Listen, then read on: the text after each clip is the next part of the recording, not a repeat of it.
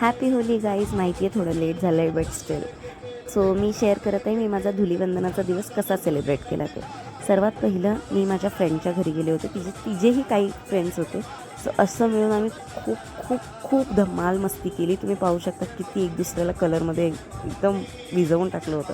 त्यानंतर तिथल्या एका काकूंनी तर लिटरली भाई पाईप घेतला आणि आम्हाला भिजवलं होतं. म्हटलं भिजलोच होतं चान्स पे डान्स बाई.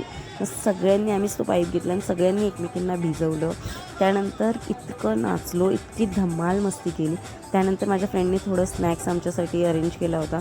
त्याचा मस्तपैकी आस्वाद घेतला.